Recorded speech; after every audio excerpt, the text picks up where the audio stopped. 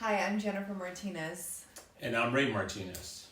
We are with Skyrise Real Estate Group and just wanted to go over some talking points about why it's a good time to buy now as opposed to waiting later on towards the end of the year.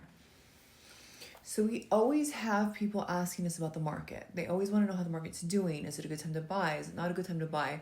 We recently just had a discussion with somebody just the other day, and she had made a comment to us about us making a video about why it's important to buy. Her, as a first-time home buyer, mentioned she really didn't understand the importance of buying or why it was important for her to buy now. I will give you a great example. We have a client that we're working with right now, and they are paying $5,000 a month in rent, which is, typical. Anywhere between $2,500 to $5,000 is what we hear typically for rent. So if you're paying $5,000 a month for rent, you are spending $60,000 a year, and that's just for 1 year. For 1 year to pay that you are never going to see ever again. That money is gone. It's out the window. You will never see that money again. When you are spending $25,000 to $5,000 into a mortgage, that money is yours. You are essentially putting it away. It's in the house. You might not see it, but that money is in the house. So, how are we going to buy a house? How can we really afford a house, right? So, as you will probably see or heard or seen when you've been looking at homes, if you've been looking at homes or you've been doing research, right now the average rate's been around 6.7, and they're predicting 6.3 as the average for next year. We're going to have a gradual decline of the rates. What does that mean for you as a buyer? Well, that means that homes will be steadily holding where they're at as far as pricing because they have come down. And so, this is going to make it more enjoyable because you're not having to go and hear about 10 offers or 15 or 20 offers. And it could possibly happen. I mean, there's a lot of people waiting on the sidelines as we've been, talking about that, with the rates coming down, Powell's leaving in May. There could be an adjustment rate where they drop it and we can actually see low five steadily instead of right now holding around 6.3, and we're going to see 6.3 average. So what does this all come down to? Well, like what Jennifer was saying, is that the driving factor of this rate control is because the fact is lowering the rates is because of the weaker labor market. And so this is prompting the Fed rates to drop the rates. And so what's going to happen is we're going to see some drops in prices.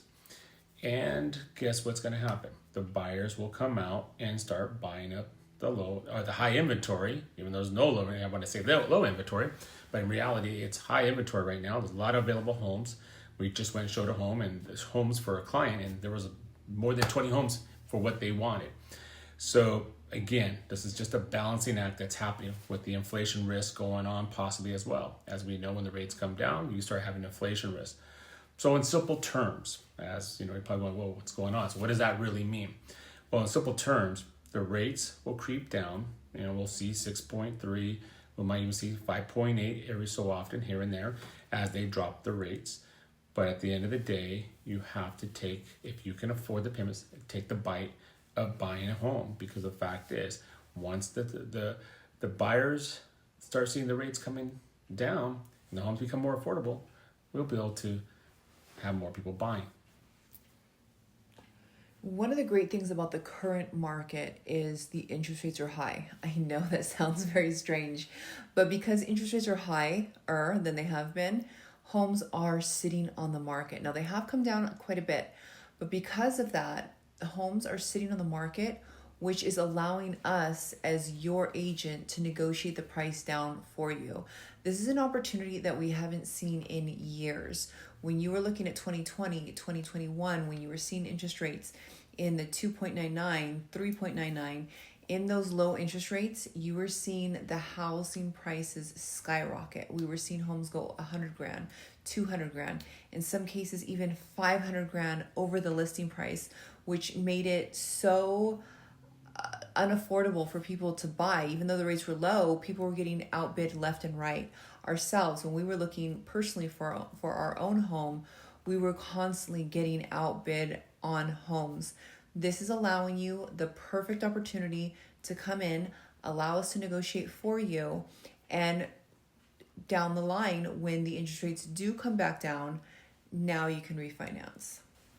So in simple terms, what does all of this mean for what Jennifer was mentioning and then about the rates coming down and the average being around 6.3? Well, in simple terms, we're going to see that creeping down for 2026. This is going to reflect for the buyers to come in and buy.